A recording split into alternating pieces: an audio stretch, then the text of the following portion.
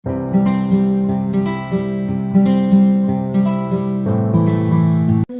Tuhan, haleluya, haleluya Yesus. Ini kami di hadapan-Mu Tuhan. Kami bersyukur dan berserah hanya kepadamu Bapa. Kami mempercayai Engkau Tuhan sebagai Allah yang hidup, Allah yang berkuasa di dalam kehidupan kami. Tuhan, sebentar kami akan mendengarkan firman-Mu.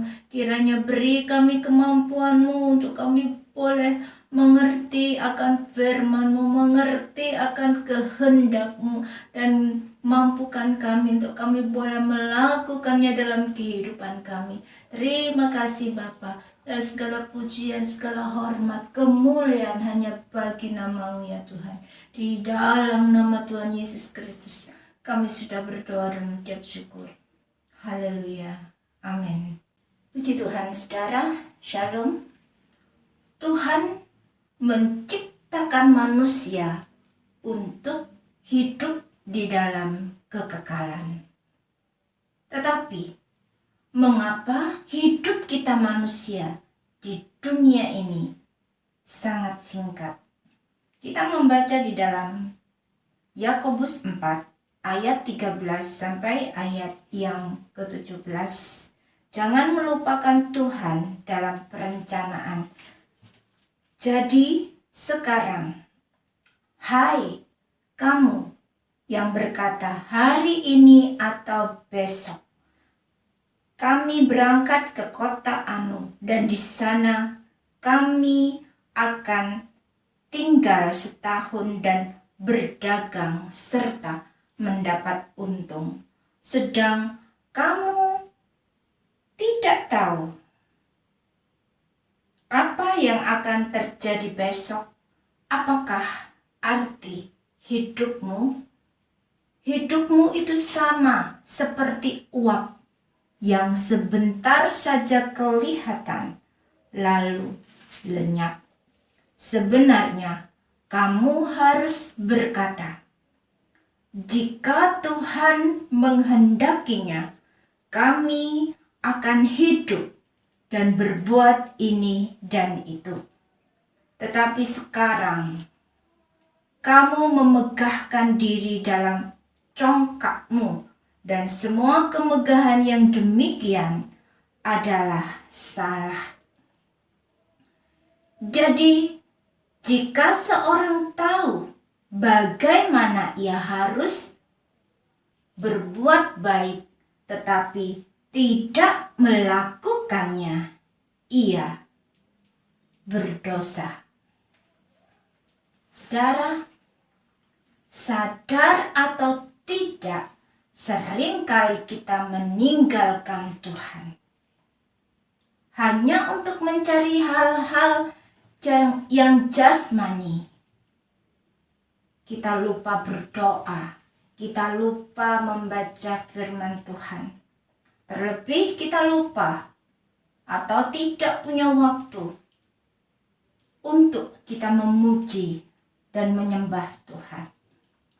Kalau kita melakukannya berulang kali, hari demi hari, maka kita akan terbiasa untuk mendahulukan pekerjaan jasmani kita daripada kita mendahulukan Tuhan. Sehingga lama-kelamaan kita akan menjauh dari Tuhan. Dan kita tidak akan mengerti akan arti kehidupan yang kekal. Sehingga kita akan terjerat oleh dosa dan berbagai-bagai hawa nafsu. Dan pada akhirnya kita binasa. Firman Tuhan di dalam kitab Yakobus ini berbicara tentang arti kehidupan. Saudara, di dalam video saya yang sebelumnya tentang mengapa manusia harus mati, di situ saya menjelaskan bahwa Tuhan menciptakan manusia dengan kehendak bebas dan untuk mengalami kehidupan yang kekal.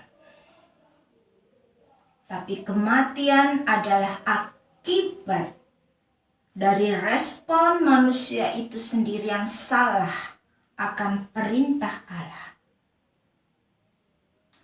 Kematian adalah pelanggaran manusia terhadap perintah Allah dengan cara mengambil buah pengetahuan yang baik dan yang jahat. Dan akibatnya manusia mati. Saudara, di Taman Eden itu ada pohon kehidupan yang membuat orang yang memakannya tidak akan mati untuk selama-lamanya. Tetapi Tuhan Allah mencegah manusia itu supaya jangan sampai manusia yang sudah jatuh ke dalam dosa itu mengambil dan memakan buah dari pohon kehidupan. Sehingga Tuhan Allah mengusir manusia itu dari Taman Eden dan menempatkan manusia di bumi, yaitu untuk mengusahakan tanah dari mana manusia sudah diambil.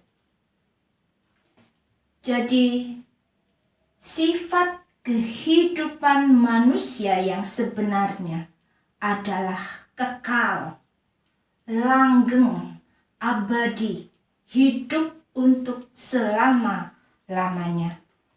Kitab Daniel 12 ayat yang kedua, dan banyak dari antara orang-orang yang telah tidur di dalam debu tanah akan bangun, sebagian untuk mendapat hidup yang kekal, sebagian untuk mengalami kehinaan dan kengerian yang kekal. Saudara, ada kehidupan yang kekal setelah kita manusia meninggalkan dunia ini, yaitu sorga yang kekal atau neraka yang kekal. Pilihan ada di dalam tangan kita. Di dalam kitab Yakobus pasal yang keempat ayat yang ke-13, jadi sekarang hai kamu yang berkata, hari ini atau besok kami berangkat ke kota Anu dan di sana kami akan tinggal setahun dan berdagang serta mendapat untung. Saudara, apa yang salah dengan perkataan atau pemikiran yang seperti itu? Di dalam Yakobus 4 ayat yang ke-13, jadi sekarang hai kamu yang berkata, hari ini atau besok kami berangkat ke kota Anu dan di sana kami akan tinggal setahun dan berdagang serta mendapat untung. Saudara, kalau kita perhatikan ayat ini, kita bisa mengajukan pertanyaan, apa yang salah dengan pemikiran yang seperti ini? Tentunya tidak ada yang salah, bukan? Apalagi orang-orang yang punya jiwa dagang, pasti dia akan punya banyak ide-ide yang brilian untuk direncanakan dan dilaksanakannya. Tetapi firman Tuhan menyatakan, alangkah indahnya jika kita menyerahkan semuanya itu ke dalam tangan Tuhan.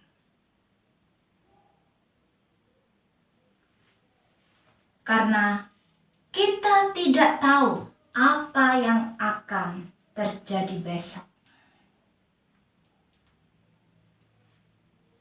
Saudara, selama kita masih hidup di dalam dunia ini, kita tidaklah aman. Sekalipun kita merasa aman, tetapi kita tidak aman selama kita hidup di dalam dunia ini. Ada begitu banyak bahaya yang mengancam di dalam kehidupan kita, baik di rumah, di perjalanan, atau dimanapun kita berada. Kita selalu diancam oleh maut. Terlebih pada akhir zaman ini, iblis bekerja begitu giatnya untuk mencari orang-orang yang dapat ditelannya.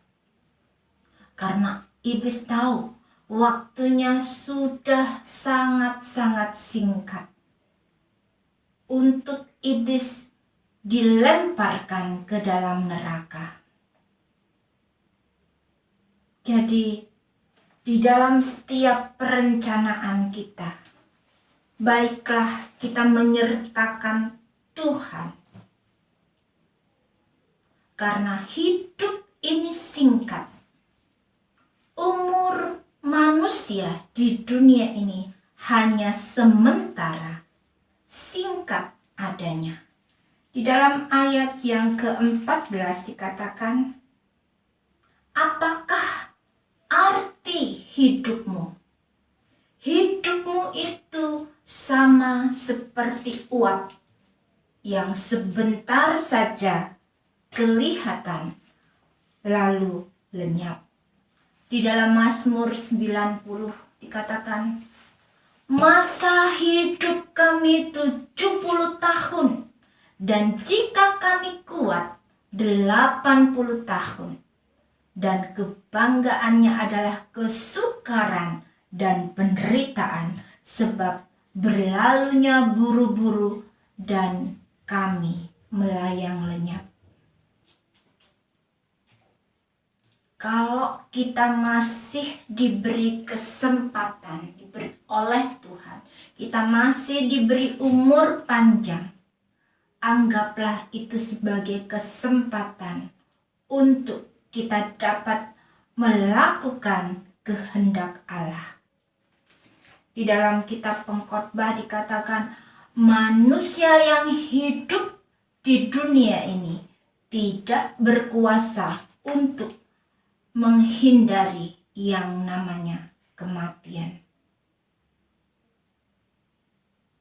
Saudara, hidup ini seperti uap, seperti bayang-bayang yang sebentar saja kelihatan lalu lenyap. Hidup itu seperti mimpi atau seperti rumput yang pada akhirnya layu dan menjadi kering lalu mati. Kalau kita menyadari bahwa hidup itu singkat, baiklah kita tidak menyia-nyiakan hidup kita ini. Kita tidak mengandalkan diri pribadi kita sendiri untuk kita mencari hal-hal yang jasmani. Tetapi kita juga akan memperhatikan hal-hal yang rohani. Kita minta penyertaan Tuhan di dalam kehidupan kita. Karena yang jasmani itu sifatnya hanya sementara, tetapi yang rohani sifatnya adalah kekal. Seperti yang Tuhan Yesus khotbahkan di dalam hal mengumpulkan harta. Matius pasal yang ke-6 ayat 19 sampai ayat yang ke-21. Hal mengumpulkan harta. Janganlah kamu mengumpulkan harta di bumi. Di bumi ngengat dan karat merusakkannya, dan pencuri membongkar serta mencurinya. Tetapi kumpulkanlah bagimu harta di sorga. Di sorga, ngengat dan karat tidak merusakkannya, dan pencuri tidak membongkar serta mencurinya. Karena di mana hartamu berada, di situ juga hatimu berada. Saudara, kita manusia lebih suka mengumpulkan harta di dunia ini daripada kita mengumpulkan harta di sorga. Terlebih pada zaman yang sukar dan sulit ini, orang-orang akan mementingkan dirinya sendiri daripada memperhatikan saudara-saudaranya yang sedang dalam kesusahan dan kesulitan. Di dalam percakapan Tuhan Yesus dengan seorang muda yang kaya yang datang kepada Tuhan Yesus dan berkata, "Guru, perbuatan baik apakah yang harus kuperbuat untuk memperoleh hidup yang kekal?" Jawab Yesus, "Apakah sebabnya engkau bertanya kepadaku tentang apa yang baik? Hanya satu yang baik. Tetapi jika engkau ingin masuk ke dalam hidup, turutilah segala perintah Allah." Kata orang muda itu kepadanya, "Perintah yang mana?" Kata Tuhan Yesus, "Jangan membunuh, jangan berzina, jangan mencuri, jangan mengucapkan saksi dusta. Hormatilah ayahmu dan ibumu, dan kasihilah sesamamu manusia seperti dirimu sendiri." Kata orang muda itu kepadanya, "Semuanya itu telah kuturuti. Apalagi yang masih kurang?" Kata Yesus kepadanya, "Jikalau engkau hendak sempurna, pergilah, jualah segala milikmu, dan berikanlah itu kepada orang-orang miskin, maka engkau akan beroleh harta di sorga. Kemudian datanglah kemari dan ikutlah aku." Ketika orang muda itu mendengar perkataan itu, pergilah ia dengan sedih sebab banyak hartanya. Yesus berkata kepada murid-muridnya, "Aku berkata kepadamu, sesungguhnya sukar sekali bagi seorang kaya untuk masuk ke dalam kerajaan sorga. Sekali lagi aku berkata kepadamu, lebih mudah seekor unta masuk melalui lubang jarum daripada seorang kaya masuk ke dalam kerajaan Allah." Jadi saudara, tidak cukup bagi kita hanya menuruti perintah Allah, tapi kita juga harus mengingat akan saudara-saudara kita yang kekurangan. Untuk kita membagi-bagikan harta kepada orang-orang yang tidak mampu. Barulah kita layak di hadapan Allah. Tapi kalau hati kita terlalu berat, karena harta kita terlalu banyak, kita sayang kepada harta yang kita miliki, sehingga kita menutup mata kepada saudara-saudara kita yang kekurangan, maka kita tidak akan layak untuk kerajaan Allah. Ingatlah ini saudara, bahwa kita datang ke dalam dunia ini, kita tidak membawa apa-apa. Dan ketika kita meninggalkan dunia ini, ketika maut menjemput kita, kita juga tidak akan membawa apa-apa. Harta yang kita punya akan kita tinggalkan di dunia ini. Karena dunia bukanlah tempat kita tinggal yang sebenarnya. Kita ini hanya menumpang di dunia ini. Jadi selama kita hidup di dunia ini, mari kita melakukan apa yang menjadi kehendak Allah di dalam kehidupan kita. Selain kita menuruti perintah Allah, hendaknya kita juga mengasihi sesama kita. Saudara, Tuhan Allah tidak mau manusia binasa untuk selama-lamanya. Tuhan Allah memiliki rencana yang indah di dalam kehidupan kita, supaya kita mengalami kehidupan kekal bersama-sama dengan Allah di sorga. Itu sebabnya Tuhan Allah mengaruniakan Tuhan Yesus, sehingga setiap orang yang percaya kepadanya tidak binasa, melainkan beroleh kehidupan yang kekal. Tuhan Allah sudah menyediakan buah pohon kehidupan bagi setiap kita yang percaya kepada Dia.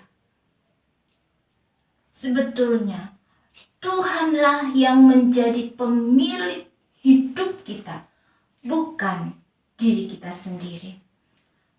Pemazmur mengatakan, ketahuilah bahwa Tuhanlah Allah, Dialah yang menjadikan kita, dan punya Dialah kita umatnya, kawanan domba gembalaannya. Tuhan Allah yang kita sembah adalah Allah yang hidup. Dia adalah Allah yang berkuasa, yang menciptakan langit dan bumi. Manusia hanya tahu masa yang lampau dan saat yang terjadi sekarang ini. Tetapi tidak demikian dengan Tuhan.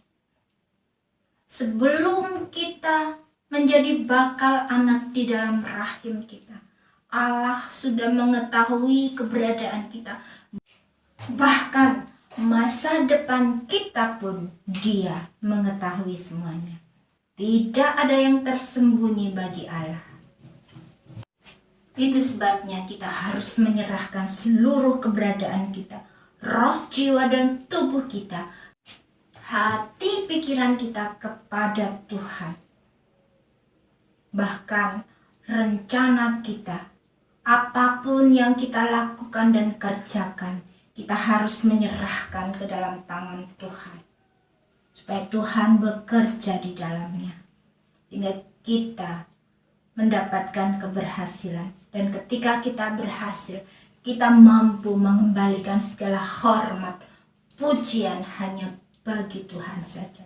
Karena hanya Tuhan saja yang layak untuk menerima pujian, untuk menerima hormat, kemuliaan, dan sampai selama-lamanya.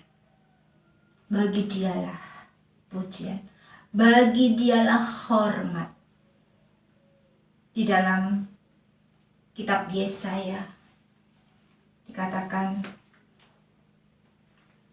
tetapi sekarang beginilah firman Tuhan yang menciptakan engkau, hai Yakub, yang membentuk engkau, hai Israel.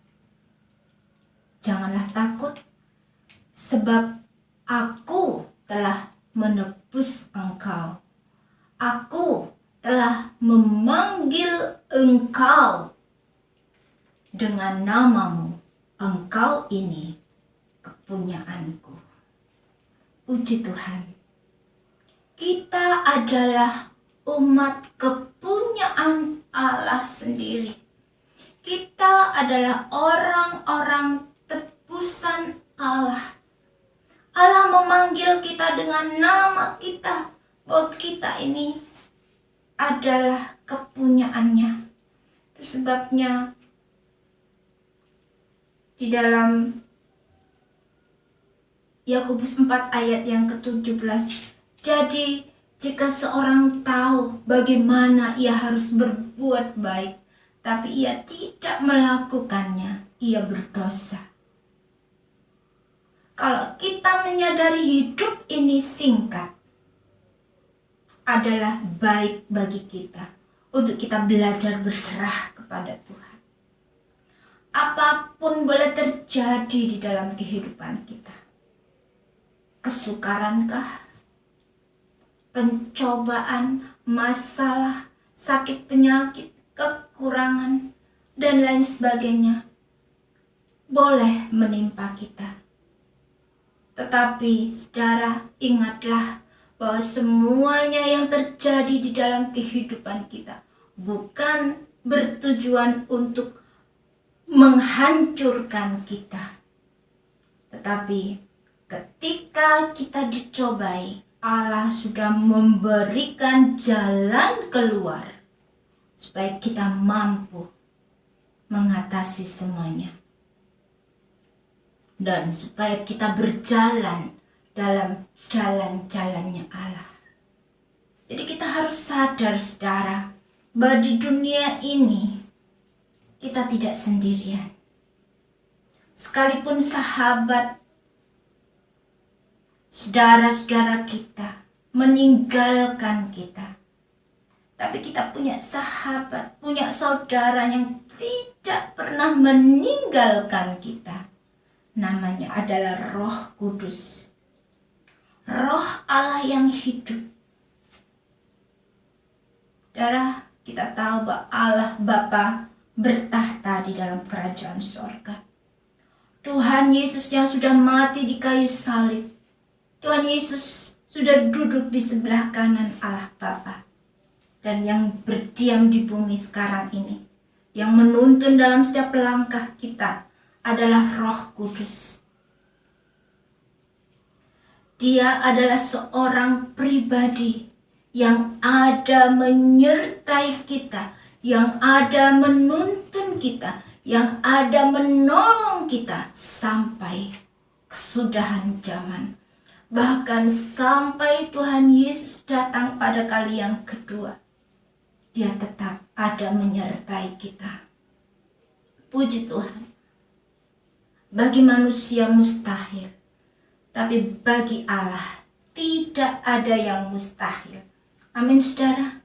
Puji Tuhan. Tuhan Yesus memberkati kita sekalian.